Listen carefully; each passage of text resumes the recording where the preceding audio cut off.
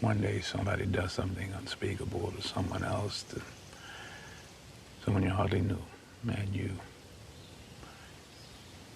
do something about it, because you can. This story is brought to us from Yale Daily News. Going to Yale, not Princeton.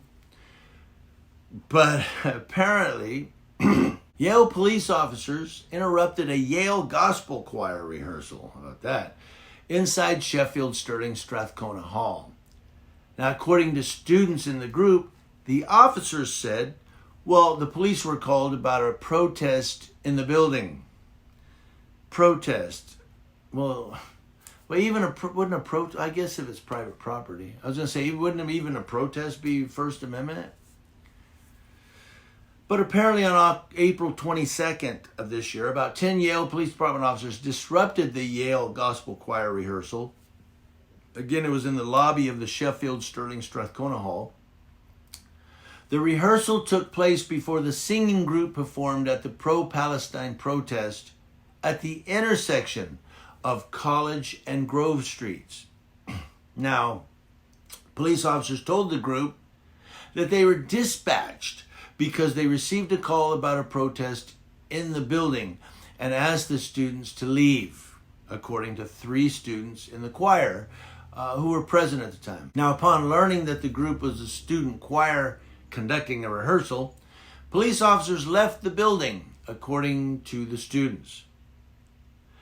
The group moved to an auditorium where they continued the rehearsal, and shortly after performed in front of the protest outside. Now there's a quote here that says, "I feel like it was very irresponsible," says Zeta Brown, who's the vice president of the Yale Gospel Choir. She says, "It just says a lot about Yale. The way that we're just willing to automatically criminalize students and call the cops." The singing group was practicing 2 songs, "Lift Every Voice and Sing," and "This Little Light of Mine, I'm Gonna Let It Shine," when police officers entered the building. Zeta Brown said that upon entering the building, Yale Police Department officers immediately approached the group and told them to leave the space without asking whether the group was a Yale affiliated organization. They just said, "Get out, you gotta leave. You didn't ask us what we're doing here." Now, according to Brown, police officers told students, "You can't be doing this here. You have to do this with everyone else," talking about the protest. 2 more Yale Gospel Choir members who requested anonymity for safety concerns corroborated Zeta Brown's account. They said it was not until one Yale Gospel Choir member clarified that the group was composed of Yale students that Yale PD officers began to ask questions. Zeta Brown said the police officers immediately eased up and told the group that someone told them there was a protest here. So basically, and it goes down from there, you can read it if you click the link in the description box.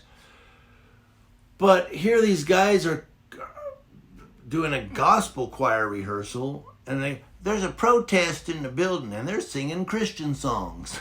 So, the cops show up. They don't even say, "What are you guys doing here?" Or, "What's going on?" They just come in and, "You guys got to go. You got to do this outside with that. You can't be doing this in here." And again, that comes back to where, when cops get a call, they don't try to, when they get there, they don't try to check out what's going on. "Well, we got the call. This is going on. And so we know already." You don't know squat. You know what you got called about. It's like the black guy that was working on his car. I want to say Connecticut. I forget. It was on the East Coast. And somebody called the police that this guy's trying to steal a car down here. And the cops show up, grab the guy, throw him on the ground, and then find out it's his car. He was checking his battery post because the car didn't start and he had to get to college.